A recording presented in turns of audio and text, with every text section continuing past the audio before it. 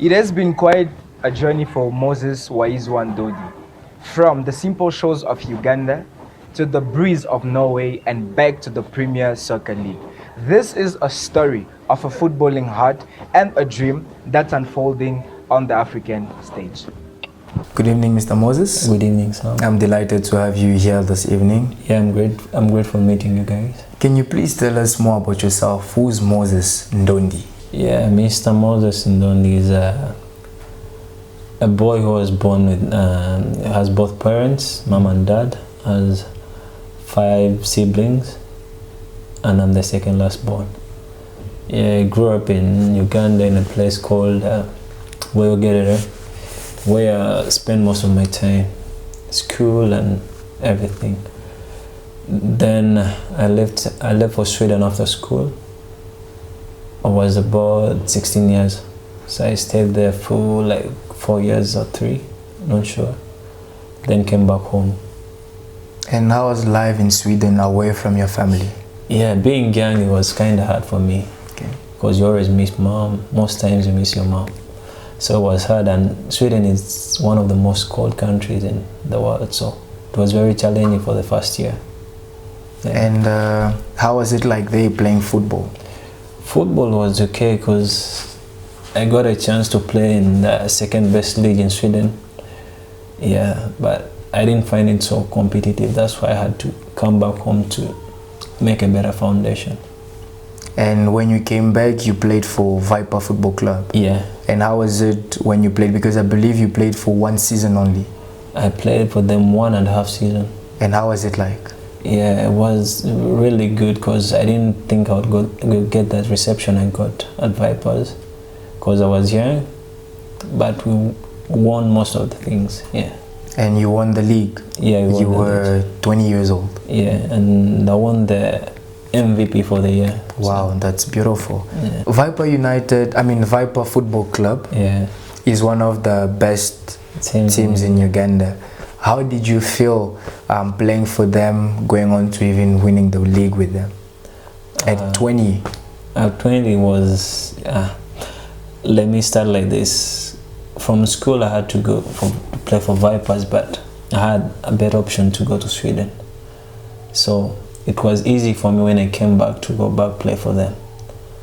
And it was a club where I knew everyone because I had started with most of them. So it was easy for me to blend in. So why didn't you start with Viper, then go to Sweden, but you preferred going to Sweden and coming back to Viper? Because everyone prefers going abroad because you want to see the environment there, the football. And I learned most things about professionalism in Sweden. So it's easy for me, even when I came to South Africa, it was easy for me to blend in because I got to learn more stuff from Sweden. And what did you learn in Sweden? Yeah, like how to be around people. Because when you go in a new club, you meet new people from different countries. So you have to know how to treat everyone in their own way. Were you the only African player in that team? No, we were 2. With another Ugandan born? Or? Yeah, another Ugandan born. Oh, so it was more easy for you because you were speaking the same language. Yeah. And but there was people from Arab and Asian. Yeah, so it was a mixture because my team was a team for the not so Swedish. Okay. It was from Turkey, but in Sweden. Okay. Yeah. So can you speak one of the languages over there? I can speak Swedish because I was studying then playing football. Oh, okay. Yeah. Usually when a player comes back from overseas to play in their country, for some it's interpreted as a downfall, but it turned out to be your breakthrough. Yeah. From Sweden, Viper, you made it to the national team, and here you are at SuperSport. Can you really tell us more of what happened, or can you take us through that journey? Yeah, because I had signed a 2-year contract in Sweden, but my expectations were not met like the way I thought football was in Sweden. So I just made up a decision that I'll go back home and I'll start again because I wanted to play for my national team. So I had to make that decision. So I just came back home, told my mom I'm not going back. And good enough, Vipers were already looking for me, so I didn't have to chase them. And a lot of people thought I made a wrong decision going back home, but to me it was a good decision because I had to get a stepping stone, where to start. And from then I played a few games. Then the game which changed my life was the game with Platinum Stars. It was here in South Africa. So it's where Mitchell showed me and invited me to the national team. And how did that make you feel at the age of 21? No, by then I was 17. Oh, you were still 17? Yeah. So how did that make you feel when you were called up in the national team and then on your first game you scored an important goal? You know, it's always this feeling when you're a kid and you go on the national team, because I always watched the Onyangos play, so I was like, will I one day play with them? So it was a night call. We are from South Africa in Uganda. So they called me as we landed at the airport that you needed in camp. I was like, which camp? Well, you're invited to the national team. So it was a surprise call to me. So when I went there, I didn't expect to play. I just thought I was going to be just an extra man on the team. Yeah. But I was given 3 minutes, which changed my life. Yeah, it was great scoring for the flag. And I believe in the national team you are one of the important figures. Yeah, I was before I got injured. Yeah, we were from a game from playing Platinum Stars. Reaching the airport was at night, so I had a surprise call. You needed in camp. I froze for some minutes, but I had to go because it was all I prayed for all my life. So, but I thought I was going to be just an extra man in camp, just to be a part of the team, to make the numbers. But they gave me 3 minutes that changed my life. And how did those 3 minutes change your life? Because we were a goal down, and no one expected that on my first game, and it was a derby. I could score, so it was a surprise goal. And from that day, everyone saw me in a different way. Yeah, and chances kept on coming. Yeah. And when the coach called you from your warm-up to come and get on the field, what was going through your head? Because what I thought was, we were warming like 4, and everyone like started going in. Then I was just there alone, warming up alone. I thought like, ain't gonna have a chance to play. But then I think it was a keeper's coach was like, try him and see if he can play.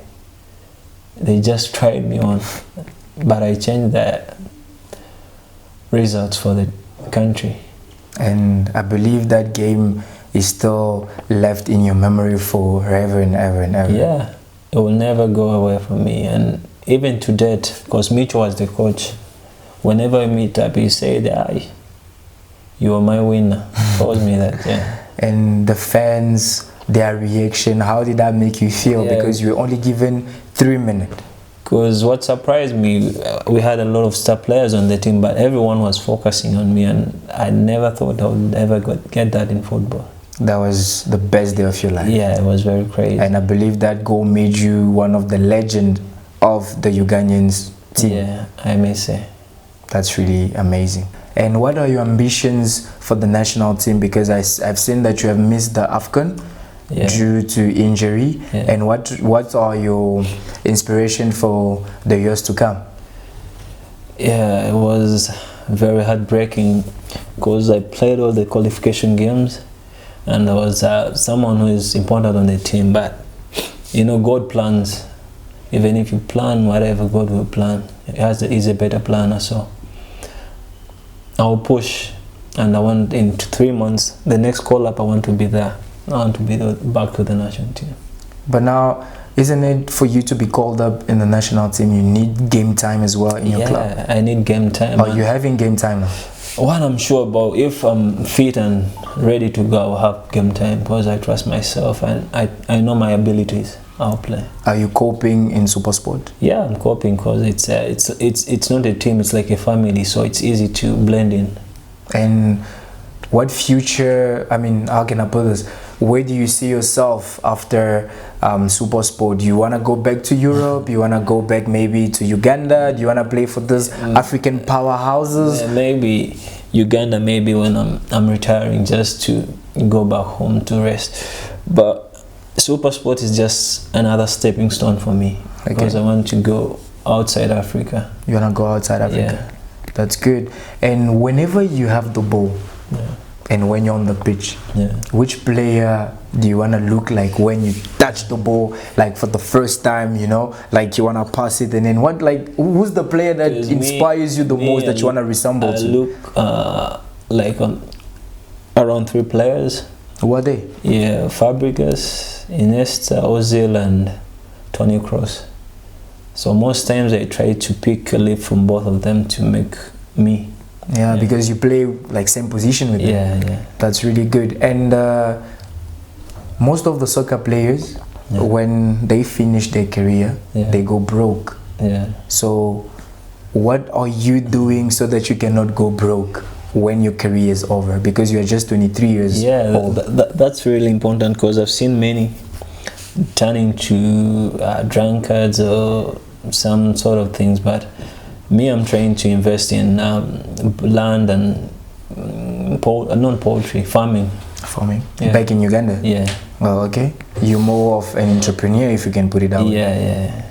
And do you have a foundation maybe that help kids who are orphans? I just started it, and in December I'm going back home to check them out.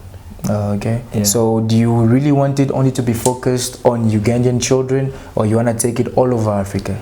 Because at the start I have to start home. Okay. Yeah, then when the brand is bigger, then I can go outside Africa, or even the whole of Africa. But right now, home.